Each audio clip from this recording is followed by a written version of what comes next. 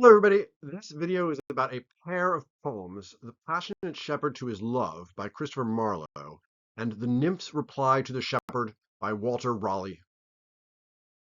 During the reign of Queen Elizabeth in the second half of the 1600s, England became the world's predominant economic and military superpower. As a country situated on an island, seafaring had always played a major role in British culture, which gave them an advantage in the age when naval power determined access to markets. Being on an island also helped to stabilize the political culture of England, since whereas mainland European countries were frequently invading one another, England remained relatively safe from these kinds of incursions. It hasn't been invaded by a foreign power since 1066. And England's isolation also helped them to achieve a more stable cultural identity that was less contested than the more open-ended blendings of languages, religions, cuisines, and political affiliations that characterized continental European culture throughout the Middle Ages and early modern period.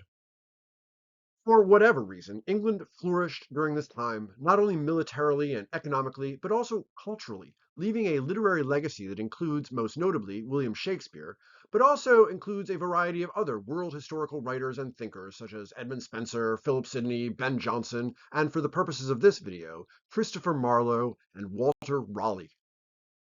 Christopher Marlowe is widely credited with being a major influence on Shakespeare, and his own plays, such as Dr. Faustus and Tamburlaine, are still read and performed. Walter Raleigh is best known as the person who founded Virginia, but he also found time to teach white people how to smoke, explore South America in search of the lost city of gold, get executed by the King of England, and write poetry.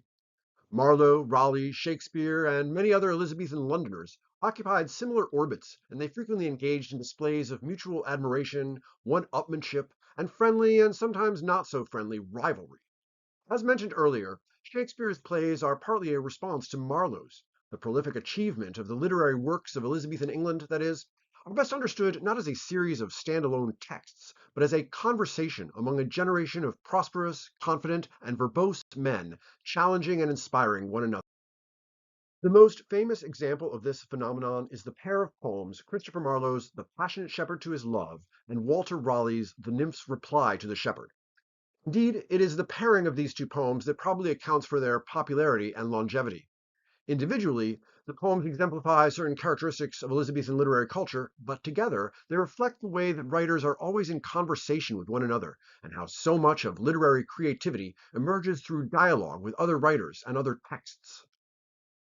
Marlowe's Passionate Shepherd is a classic example of a seduction poem.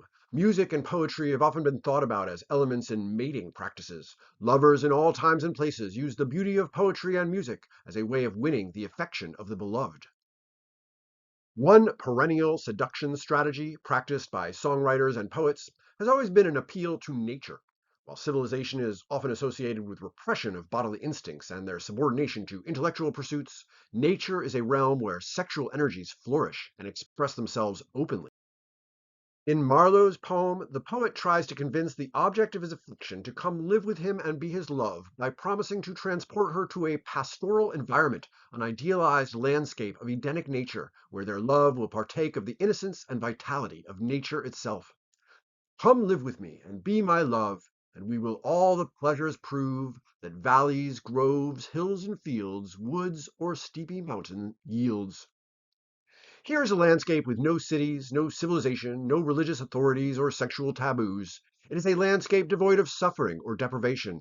There are no hurricanes or droughts in a pastoral landscape, and it is also a landscape where there is no time. There is no death, shame, damnation, sinfulness, or tragedy. There is no Christianity.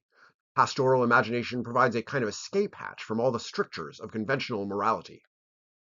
What are we going to do in the pastoral environment? Oh, well, we will sit upon the rocks, seeing the shepherds feed their flocks by shallow rivers, to whose falls melodious birds sing madrigals. What about when we get tired of doing that? Well, I will make thee beds of roses and 1,000 fragrant posies. What am I going to wear? A cap of flowers, and a kirtle embroidered all with leaves of myrtle, a gown made of the finest wool, which from our pretty lambs we pull, fair-lined slippers for the cold, with buckles of the purest gold, a belt of straw and ivy buds, with coral clasps and amber studs. Women in Elizabethan London would rarely leave their homes unless they were elaborately clothed in corsets, hoses, thick fabrics, and tight shoes. Such clothes are a metaphor for the confinement and unnaturalness of civilization itself, and the poet's promise to give his love this rustic makeover is intended to both allure the beloved with the promise of a more natural way of life, as well as to titillate the poet and his readers with a vision of a woman dressed scantily in loose clothes made out of flowering plants. And if these pleasures may thee move, come live with me, and be my love. The shepherd's swains shall dance and sing for thy delight each May morning. If these delights thy mind may move, then live with me and be my love. Of course, Marlowe's vision of nature is entirely literary. The kind of nature Marlowe describes is one that comes out of books of pastoral poetry, not from any actual terrestrial environment. It may be more accurate to say that the poem seeks to seduce the beloved not with the promise of nature, but with the promise of the imagination, the promise that his poetic love can transform reality to transport them both into a timeless fantasy of simple pleasures. So that's Marlowe's poem, dated 1599, and then within a year, Raleigh responded with the Nymph's reply to the shepherd. One of the notable things about Raleigh's poem is that he gives voice to a perspective that is usually silent in seduction poems, that of the woman being addressed. In many ways, the function of a classic seduction poem is to override the voice of the beloved with the poet's own amorous argument. Raleigh turns the tables on Marlowe. Whereas a reader of Marlowe's poem is intended to assume that the poet's verbal virtuosity will inevitably prevail over the beloved's reticence, Raleigh imagines a perspective that pushes back against the pretty but insubstantial fantasies of pastoral love poetry. In characterizing the beloved as a nymph, a semi-divine nature spirit rather than a human shepherdess or something, Raleigh suggests that the voice of the beloved is channeling a superhuman kind of wisdom that overwhelms the horny pleadings of Marlowe's shepherd. The nymph begins by parrying the shepherd's argument by pointing out two things that Marlowe's shepherd pretended did not exist: time and dishonesty. If all the world and love were young, and truth in every shepherd's tongue, these pretty pleasures might me move to live with thee and be thy love. If the world really was a pastoral environment, everyone would always be young, and everyone would always tell the truth. But the nymph is wise enough to know that the passionate feelings of the moment vanish with the passage of time. They also inspire lovers to distort the truth in the interest of getting what they want. In the following stanzas, Raleigh introduces the specter of time and change into Marlowe's pastoral fantasy. You want to sit on rocks and watch shepherds feeding their flocks. You want to sit by rivers and listen to birds. Time drives the flocks from field to fold, when rivers rage and rocks grow cold, and Philomel becometh dumb. The rest complains of cares to come. Well, those sheep are going to die. Rivers can drown you, rocks get chilly, birds stop singing, and all of nature is filled with anxiety about the future.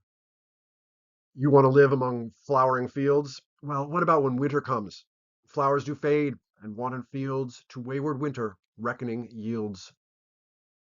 Your words are nice, but what's in your heart? I suspect nothing much aside from a crass attempt to get me to sleep with you. This would be fine if there was nothing in life except dreamy eternal spring, but in a world dominated by time, it's just a setup for sorrow. Honey tongue, a heart of gall, is fancy's spring, but sorrow's fall. You want to make me furniture and clothes out of flowers? Well, this might not be how it is in the pastoral dimension, but in the real world, flowers wither, die, and decay. Thy gown, thy shoes, thy beds of roses, thy cap, thy kirtle, and thy posies, soon break, soon wither, soon forgotten, in folly ripe, in reason rotten. Moreover, you can't buy my affection with trinkets. Thy belt of straw and ivy buds, the coral clasps and amber studs, all these in me no means can move. Come to thee and be thy love. So that seems like a pretty final answer from the nymph, but she goes on to mock the shepherd with some conditions that could persuade her to be won over. But could youth last and love still breed? Had joys no date, nor age no need? Then these delights my mind might move, to live with thee and be thy love. If people didn't grow old and die, but if there was still enough time for love and sex to actually exist, if joys lasted forever, if nobody ever needed anything, then I might consider sleeping with you. Hit me up when you've got this all figured out. Taken together, the two poems provide a dynamic conversation about fantasy and reality, the free expansiveness of the imagination opposed to the grim facts of time and death, the comic mode of innocent sexuality versus the tragic mode of disappointment and dissolution. As a conversation, they reflect an English political tradition of debate and argumentation, using rhetorical contests as a venue for working through legal and philosophical questions. As a pair of poems, they work together to evoke the complexity and multiplicity of the nature of love and life itself. While we modern cynics would probably be more likely to side with Raleigh over Marlowe in terms of which poem more accurately depicts the nature of human life and mortal love, I like to think that there is truth in both versions. When a lover is in the throes of love, there is a timelessness and completeness that creates a psychological condition that Marlowe's poem accurately expresses and celebrates. For a lover in love, nature is perfect and permanent. When the spell fades, the Raleigh perspective may loom up bitterly to tear up all the leafy clothes and flowery sentiments. But the real human truth is most accurately reflected, I think, in the way these two perspectives reflect each other and speak to one another, encompassing the variety inherent in feelings of romantic love and in our perception of human life.